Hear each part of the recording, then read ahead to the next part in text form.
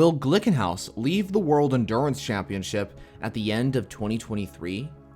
Glickenhaus has been in hypercar for 3 years, but why would they consider leaving the category?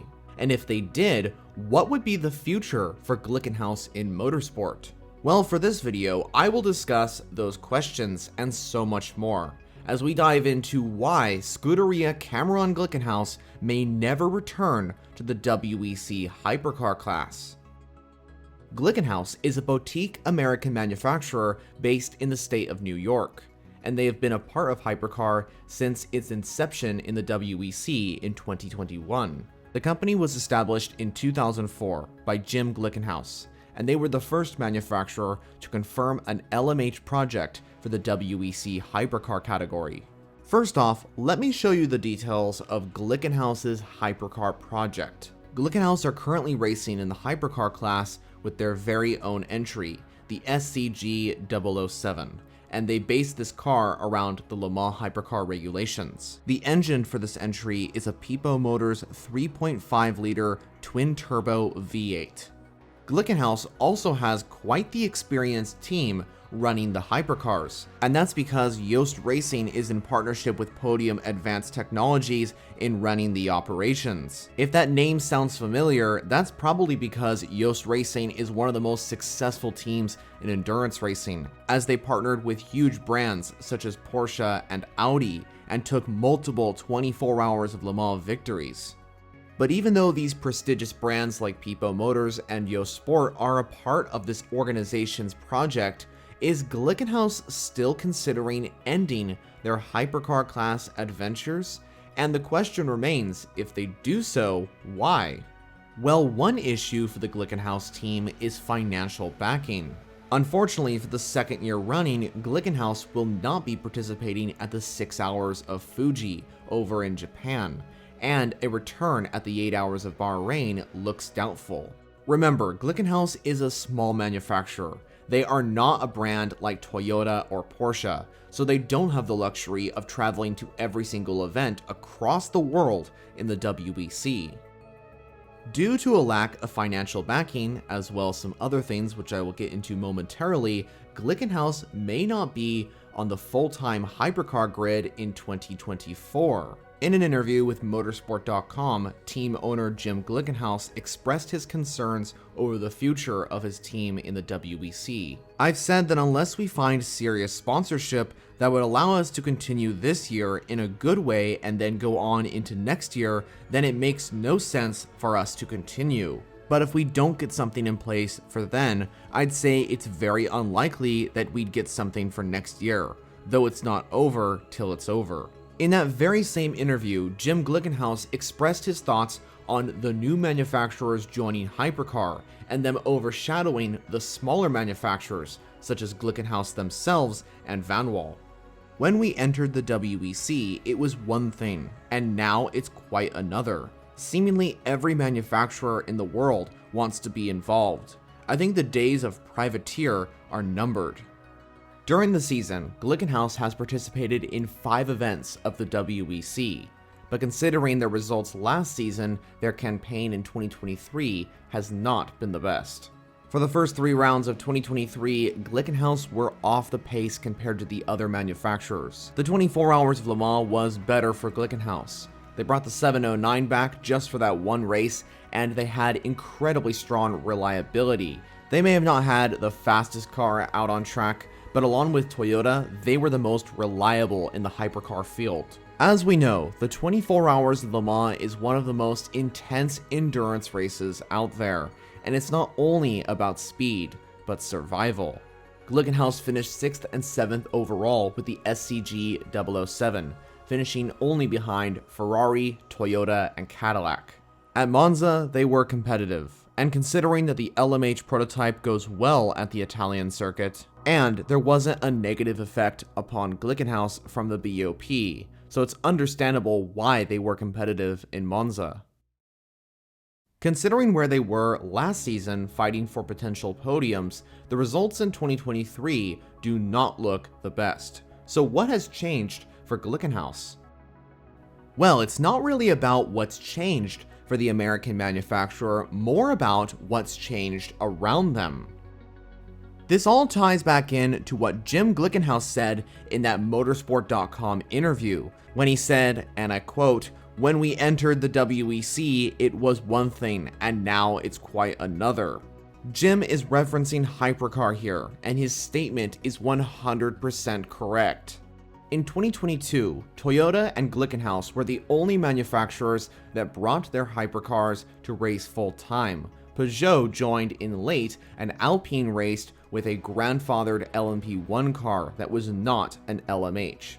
This season, in 2023, we've seen the addition of Peugeot joining full-time, along with Ferrari, Porsche, Cadillac, and Van Wall. It's not that Glickenhaus's car has gotten slower or anything like that, it's that there's more competition in 2023. This effectively means that it's hard for the small American manufacturer to achieve really high up consistent results when there is such a competitive grid in hypercar. And what's fascinating is that this grid is going to expand even more.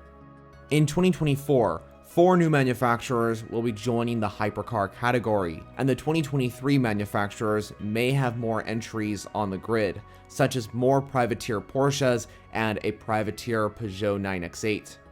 So ultimately, Glickenhaus is getting less and less opportunities to stand on the Le Mans podium once again, because in years before, there were less competitors than there are now, and so Glickenhaus had more opportunities to stand on the overall podium of the World Endurance Championship.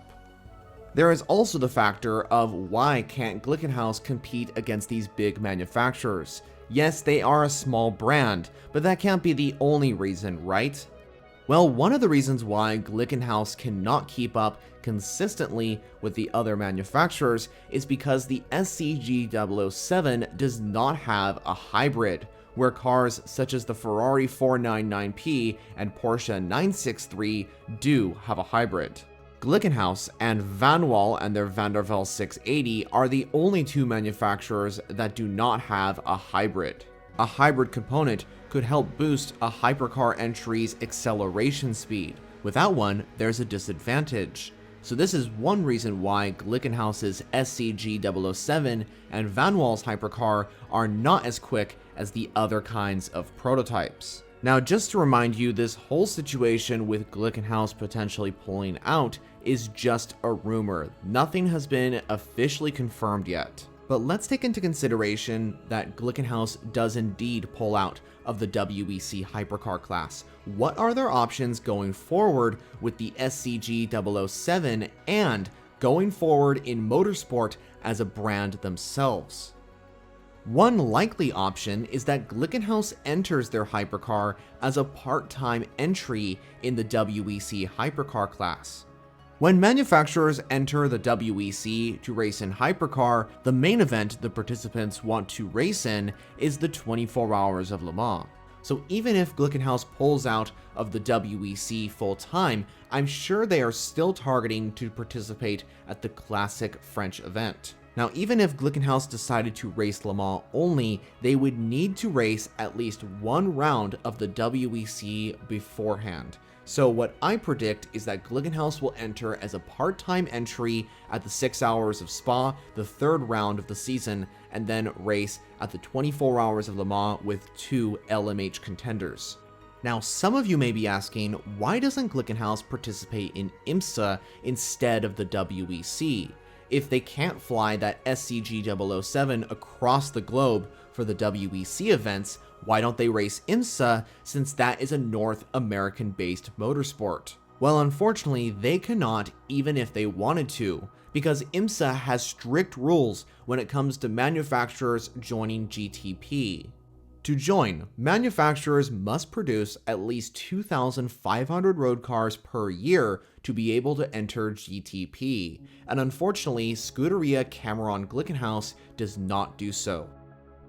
Another option for Glickenhaus is that they pull the SCG-007 hypercar from its racing activities for the foreseeable future, and switch to other projects within the racing world. An option for Glickenhaus's future in motorsport could come in the form of their sports car, the SCG-004. The 004C was rumored to race in the WEC and IMSA's GT categories, but then there's the whole GT3 homologation process to take into account, and so I'm not entirely sure if this car will race one day in the GT categories. But this could still very well happen. All I'm saying is that there's potential possibilities for Glickenhaus outside of their hypercar project. I personally think if Glickenhaus was going to pull out of some sort of racing activities with their hypercar, it would be not racing full-time in the WEC and racing part-time. Like I said, join around the 6 hours of Spa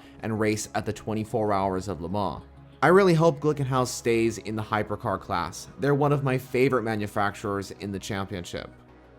But now I would like to hear your thoughts on this situation. What is Glickenhaus's future in the WEC? Will they stay in hypercar, move to LMGT3, or leave the WEC entirely? Let me know all your thoughts down in the comments. Thanks for following along. If you want to see more endurance racing content, especially on IMSA and WEC, make sure to hit the subscribe button to the left. Also, check out one of the suggested videos I put to the right of your screen. So thank you for watching, and I'll see you in the next one.